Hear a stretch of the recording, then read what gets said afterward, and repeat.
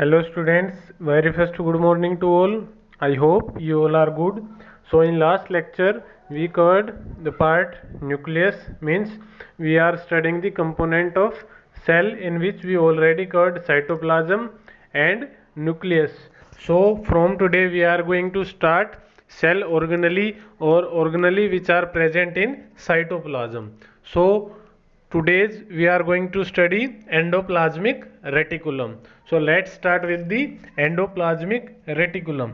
So students, what is endoplasmic reticulum? These are fold like structures. ये क्या होते हैं? फोल्ड लाइक स्ट्रक्चर होती हैं, किसमें प्रेजेंट होंगी? Through out the cytoplasm.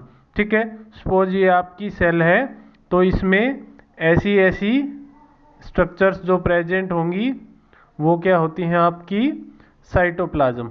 ठीक है, कैसी स्ट्रक्चर होगी इनकी? ऐसी, ऐसे फोल्ड लाइक स्ट्रक्चर होगी. ऐसे कई सारी स्ट्रक्चर है वो साइटोप्लाज्म में प्रेजेंट होंगी. ठीक है, जिनको हम क्या बोलते हैं? Endoplasmic reticulum. ठीक है, और ये भी क्या है, इनके एंडोप्लाज्मिक रेटिकुलम जो है वो कई बार न्यूक्लियर जो मेम्ब्रेन है उसके साथ ही प्रेजेंट होता है. ठीक है, जैसे ये आपका सेल होगी, सॉरी ये है सेल, ये है आपका न्यूक्लियस. तो कई बार क्या होता है, जो ये न्यूक्लियस की जो मेम्ब्रेन है यही एंडोप्लाज्मिक रेटिकुलम के साथ जुड़ी होती है.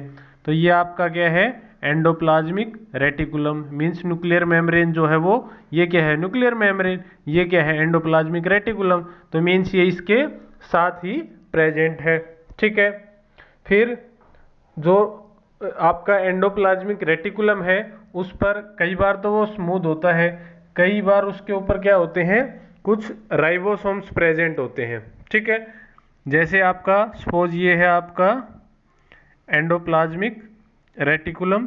ठीक है, ऐसी स्ट्रक्चर होगी, ऐसे फोल्डिंग्स होती हैं. ठीक है, तो इस पर क्या होंगे? ऐसे राइबोसोम्स प्रेजेंट होंगे, जिससे हमें जो एंडोप्लाज्मिक रेटिकुलम है वो रफ दिखाई देगा. ठीक है, तो उसकी लुक कैसी आएगी? रफ लुक आएगी, जिसको हम बोल देंगे रफ एंडोप्लाज्मिक रेटिकुलम. और जिस एंडोप्लाज्मिक रेटिकुलम पे सपोज ये है आपका दूसरा टाइप का एंडोप्लाज्मिक रेटिकुलम, जिस पे कुछ भी प्रेजेंट मीन्स राइबोसोम्स है वो एब्सेंट है.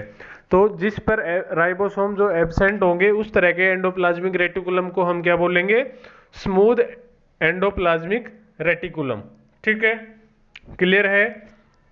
तो जो आपका स्मूथ एंडोप्लाज्मिक रेटिकुलम होगा उसके पास राइबोसोम एब्सेंट होंगे, और जो रफ एंडोप्लाज्मिक रेटिकुलम होगा उसके पास जो राइबोसोम्स है वो प्रेजेंट होंगे.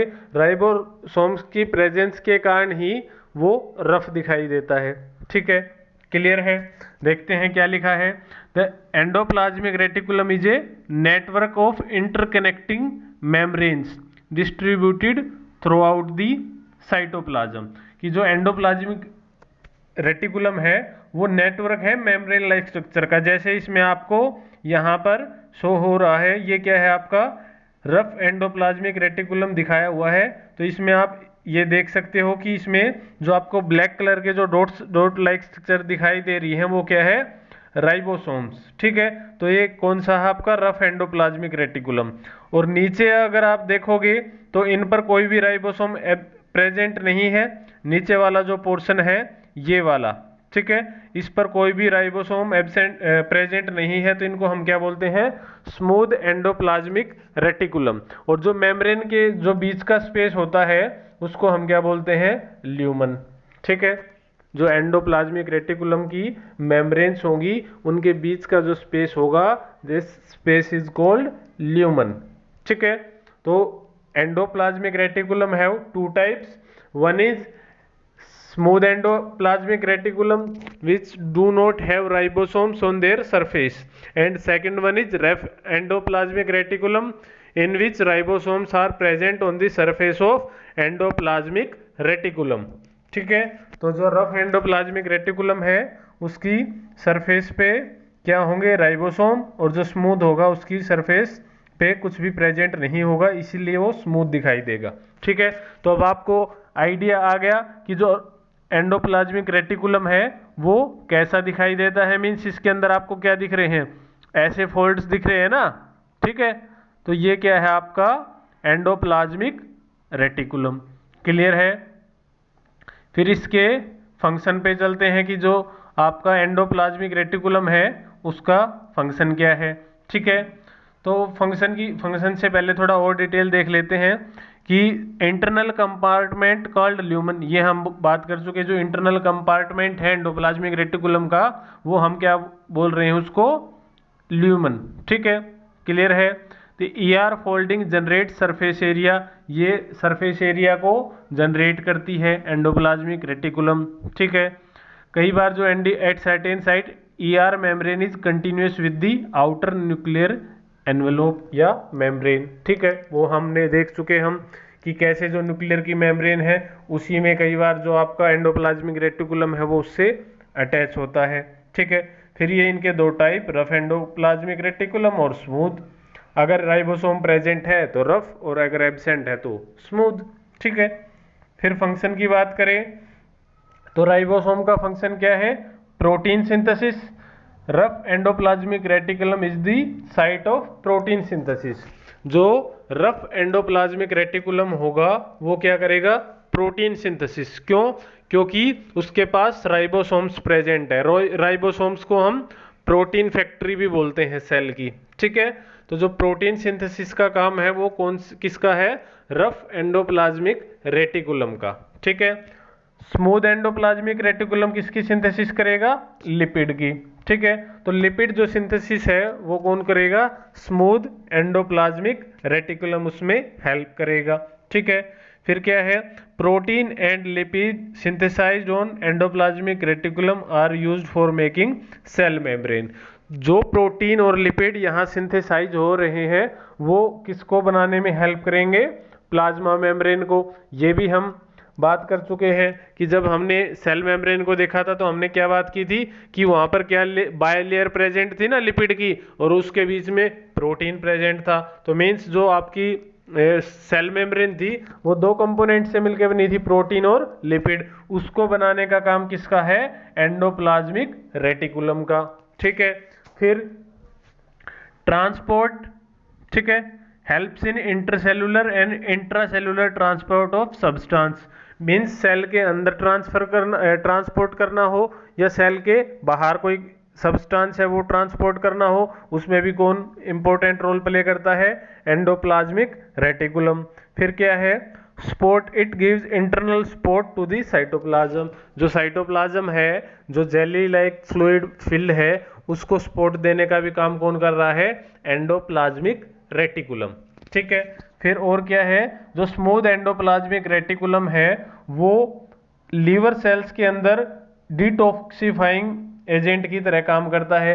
मींस कोई ड्रग हमारे बॉडी के अंदर चली गई या कोई पॉइजन चला गया तो उसको डिटॉक्सिफाई करने का काम, कोई भी टॉक्सिक हमारी बॉडी के अंदर चला गया तो उसको डिटॉक्सिफिकेशन करने का काम किसका है, जो लीवर सेल्स के अंदर स्मूथ एंडोप्लाज्मिक रेटिकुलम होगा वो परफॉर्म करेगा। ठीक है, जैसे कई लोग जो अल्कोहल ड्रिंक करते हैं, वाइन बियर वगैरह जो ड्रिंक करते हैं, उसमें क्या होता है, वो हमारी बॉडी के लिए क्या होती है, पॉइजनस होती है, मीन्स वो टॉक्सिक है। तो उसको पहले लीवर के पास जाती है और लीवर उसको क्या करता है, डिटॉक्सिफाई करता है। ठीक है, इसीलिए आपने सुना भी होगा कई बार कि जो ज़्यादा ड्रिंक करता है उसका लीवर खराब हो जाता है, बोलते हैं ना ऐसा।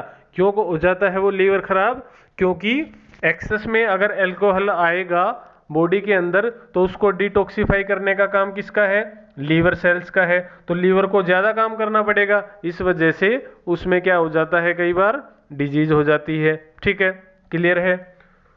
तो फंक्शन सब क्लियर हो गया, क्या क्या है, प्रोटीन और लिपिड की सिंथेसिस। प्रोटीन की synthesis rough endoplasmic reticulum, lipid की सिंथेसिस स्मूथ एंडोप्लाज्मिक रेटिकुलम। ठीक है, और जो दोनों ये बने हैं वो किस में यूज होंगे, प्लाज्मा मेम्ब्रेन की फॉर्मेशन में काम आएंगे। ये इंटरसेलुलर मींस दो सेल के बीच में, और इंट्रासेलुलर एक सेल के ही अंदर ट्रांसपोर्ट करने में हेल्प करते हैं, सपोर्ट देते हैं साइटोप्लाज्म को, और डिटॉक्सिफिकेशन में भी ये इंपॉर्टेंट रोल प्ले करते हैं। कौन? Smooth endoplasmic reticulum. ठीक है, फिर अगर हम डिफरेंस देखें किस किस में, स्मूथ एंडोप्लाज्मिक रेटिकुलम और रफ एंडोप्लाज्मिक रेटिकुलम, तो इनमें क्या डिफरेंस है कि स्मूथ एंडोप्लाज्मिक रेटिकुलम को हम स्मूथ क्यों बोल रहे हैं, क्योंकि उसके अंदर राइबोसोम्स आर एब्सेंट, इसमें राइबोसोम प्रेजेंट। सेकंड क्या है, सिंथेसाइज लिपिड एंड स्टीरॉइड्स। जो स्मूथ एंडोप्लाज्मिक रेटिकुलम है they will synthesize lipids and steroids. Rough endoplasmic reticulum with synthesize protein. और इसमें क्या है, जो थर्ड पॉइंट है, mainly formed of vesicles and tubules. जो स्मूथ एंडोप्लाज्मिक रेटिकुलम है वो किससे मिलकर बनता है, वेसिकल्स एंड ट्यूब्यूल्स से। और ये किससे मिलकर बनता है, फॉर्म्ड बाय सिस्टर्नी। ठीक है, ये किससे मिलकर बना है, सिस्टर्नी से। तो ये था हमारा एंडोप्लाज्मिक रेटिकुलम। ठीक है, क्या है एंडोप्लाज्मिक रेटिकुलम, कि a network of membrane like structures, कि ये एक नेटवर्क है मेम्ब्रेन लाइक स्ट्रक्चर्स का। ठीक है, फिर कहाँ पर प्रेजेंट है, थ्रू आउट द साइटोप्लाज्म। और कई बार जो एंडोप्लाज्मिक रेटिकुलम की जो वॉल है वो किसके साथ कंटिन्यू होती है, न्यूक्लियर मेम्ब्रेन के साथ। फिर टाइप देखें, स्मूथ एंडोप्लाज्मिक, रफ एंडोप्लाज्मिक। अगर राइबोसोम सरफेस पे प्रेजेंट है तो स्मूथ एंडोप्लाज्मिक रेटिकुलम, एब्सेंट है तो आपका स्मूथ, और अगर प्रेजेंट है सरफेस के ऊपर राइबोसोम है तो वो रफ होगा, तो उसको हम बोल देंगे रफ एंडोप्लाज्मिक रेटिकुलम। फिर हमने फंक्शन देखा। ठीक है, तो ये था हमारा, क्या था, एंडोप्लाज्मिक रेटिकुलम। ठीक है, नेक्स्ट लेक्चर में हम क्या देखेंगे, अब हम क्या करेंगे, डेली का एक लेक्चर लेने वाले हैं जिसमें आपका एक एक कंपोनेंट, एक एक जो ऑर्गेनली है वो एक दिन में आपका एक ऑर्गेनली कंप्लीट हो गए, जल्दी से आपका जो सेल का चैप्टर है वो फिनिश हो जाए। फिर इसकी जो टेस्ट होगा वो कंडक्ट होगा, then we will start new chapter. ठीक है, तो इसके लिए आपको डेली लेक्चर अपलोड होगा, तो आप इस चैनल को क्या कर लो, सब्सक्राइब कर लो, ताकि जैसे ही आपका अपलोड हो लेक्चर आपको तुरंत नोटिफिकेशन आ जाए और आपको उसको तुरंत उसको देख पाओ। ठीक है, तो जैसे ही ये वीडियो आपको मिले आप इसको सब्सक्राइब कर देना, ताकि आपको जल्दी से अपडेट मिल जाए। फिर हम डेली का एक एक ऑर्गेनली है वो कंप्लीट कर लेंगे। ठीक है स्टूडेंट्स, तो आई होप जितना आज हमने कवर किया स्ट्रक्चर, फंक्शन और टाइप एंडोप्लाज्मिक रेटिकुलम के, वो आपको क्लियर होंगे। So thank you for listening me, be at home, be safe, bye.